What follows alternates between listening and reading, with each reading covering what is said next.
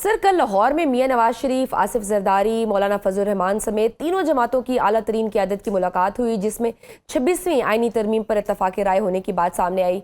आज पार्लियामान की खुसूसी कमेटी के इजलास में मुस्लिम लीग नून और पीपल्स पार्टी आईनी अदालत के क़याम से दस्तबरदार हो गई है, जबकि आईनी बेंच के क़याम पर इत्तफाक किया गया है। किस तरह से देख रहे हैं इस पूरी डेवलपमेंट को? जी, ये देखें, ये जो बात अभी सामने आई है कि दस्तबरदार होके फेडरल कोर्ट की जो ओरिजिनल तजवीज़ थे, मेरे हिसाब से वो जो फेडरल कोर्ट की तजवीज़ थी और जो अभी नई जो एग्रीमेंट हुआ है JUIF के प्रपोजल पर कि मौजूदा सुप्रीम कोर्ट में ही कॉन्स्टिट्यूशनल बेंच बना दिया जाए, तो उससे जो हुकूमत के जो ऑब्जेक्टिव्स हैं वो तो दोनों तरीके से हल होते हैं। और वो ऑब्जेक्टिव क्या था शुरू से? वो ये था कि जी बिजनेस एज यूजुअल, जो अब 25 तारीख को जस्टिस फाइज ईसा रिटायर हो रहे हैं और उसके बाद जस्टिस मंसूर अली शाह ने एज पर द रूल्स जो अभी तक हैं उसके तहत उन्होंने बनना था चीफ जस्टिस, और फिर और 17 रुकनी जो सुप्रीम कोर्ट है उनके पास जो भी केसेस पेंडिंग हैं या आएंगे कॉन्स्टिट्यूशन के हवाले से या पॉलिटिकल केसेस, वो सुप्रीम कोर्ट हैंडल करती है। और हुकूमत चाहती थी कि जस्टिस मंसूर अली शाह ना उसको हेड करे, ना उनके पास इख्तियार हो बनाने का जो कि कॉन्स्टिट्यूशनल केसेस देखेगा और सुनेगा।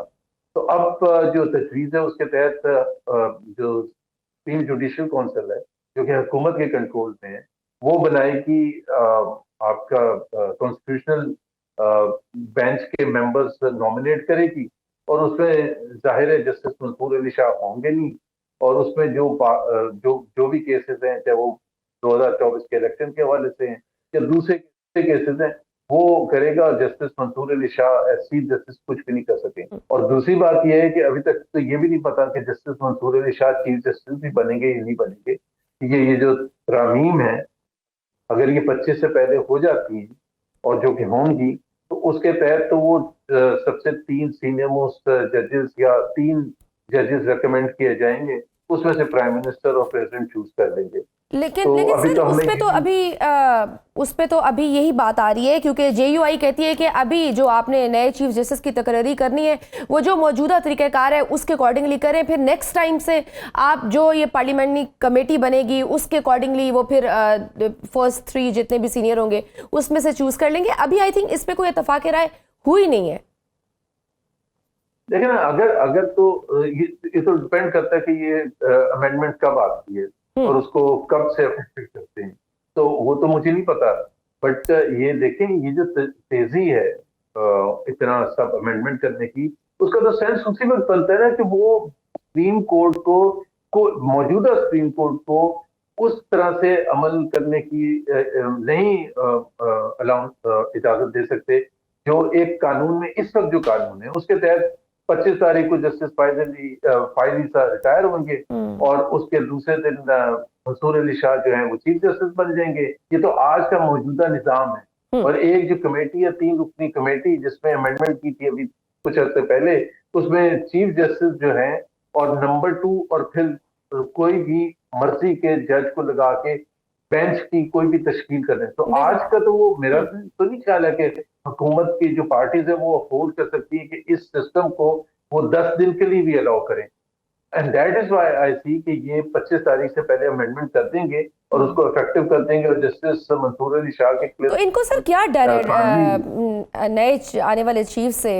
क्या किस चीज से डर रहे हैं? इतनी जल्दबाजी क्यों दिखा रहे हैं?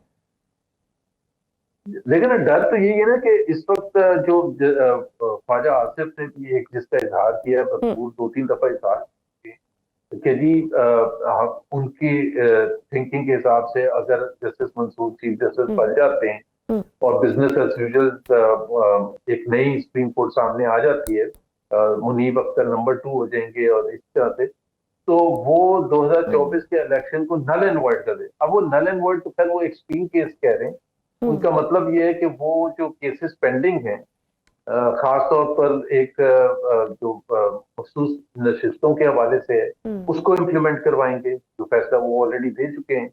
वो फिर वो केसेस जो कि पेंडिंग हैं ट्राइब्यूनल्स के हवाले से, जो ट्राइब्यूनल्स से फैसला कर रहे हैं उन केसेस का जिसमें PTI के कंसर्न्स हैं, रिजर्वेशन हैं फॉर्म 45 फॉर्म 47 यस, से लेके 30 वो अक्टूबर खुल से पहले, जाएंगे बिल्कुल। तो वो तो जाहिर सी बात है सारा कुछ खत्म हो जाएगा तो they have to block it.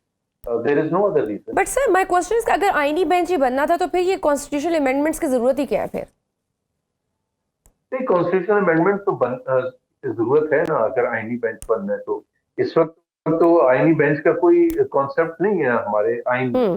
तो अगर वो बनाने के लिए कि वो कहते हैं कि 5 जो जजेस हैं ये जो सुप्रीम जो आईनी अमेंडमेंट होने के बाद वो बेंच बन जाता है और उस बेंच में मंसूर अली शाह नहीं है, मुनीब अख्तर नहीं है सपोज करें, और जो कि नहीं है, तो अपने हम ख्याल जजेस को वो नॉमिनेट कर देंगे और वो हम ख्याल जजेस वही जो पेंडिंग केसेस हैं 2024 के इलेक्शन के हवाले से या मखसूस नशिस्तों के हवाले से वो सब कुछ रिवर्स हो जाएगा और वो चैलेंज भी नहीं हो सकेगा तो बात खत्म हो जाएगी। ये जो 26वीं आईनी तरमीम है ये पाकिस्तान के सियासी और अदालती निज़ाम के लिए कितनी ज़रूरी है?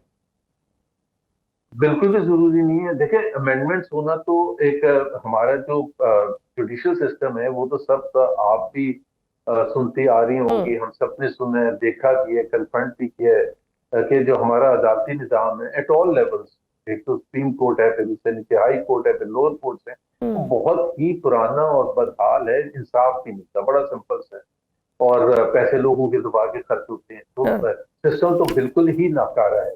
लेकिन उसको ठीक करने का जो मकासद है वो उसमें जो इंटेंशन है हुकूमत वक्त की वो सबसे ज्यादा खराब है। और वो मैं सिंपल सी बात बता देता हूँ, देखें सुप्रीम कोर्ट में इस वक्त तकरीबन 60,000 केसेस पेंडिंग है जो कि नहीं होने चाहिए थे, उसमें से 10,000 होने चाहिए, 15,000 होने चाहिए और वो स्पीड से के साथ चलने चाहिए। तो उसमें तो एक तो ये है, लेकिन नीचे अगर आप आए हाई कोर्ट में तो हर हाई कोर्ट में तकरीबन 3.5 लाख से 4 लाख केसेस पेंडिंग है। और फिर और नीचे है जहां आम पाकिस्तानी मतवस्त तबके का बंदा, गरीब आदमी जो केसेस भुगत रहे वो तकरीबन 25 लाख केसेस पेंडिंग।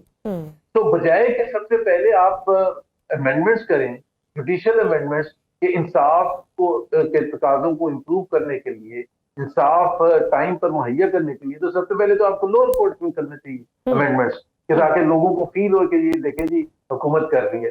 फिर आप आए हाई कोर्ट पर, फिर आए हैं सुप्रीम कोर्ट पर, क्योंकि सुप्रीम कोर्ट में तो जिनके केस चलते हैं वो तो ऑलरेडी काफी वेल ऑफ लोग होते हैं। मैं ये नहीं कह रहा कि उनके केसेस पेंडिंग रहने चाहिए, बट उनके लिए जो मुश्किलात हैं they are far far less. 60,000 versus 25 lakh आप खुद अंदाजा लगा लें। और 25 लाख कहाँ है?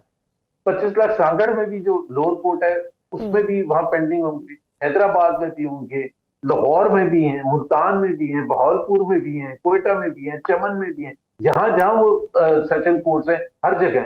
तो वहां तो आप कह रहे हैं कि हमें कोई कंसर्न नहीं इंसाफ में जो मुश्किलात है आम लोगों के लिए जो होती हैं और उसको स्पीड अप करने के लिए वहां 25 लाख केसेस पेंडिंग ना हो, वहां लोगों को सस्ता इंसाफ मिले, वो सब नहीं कर रहे।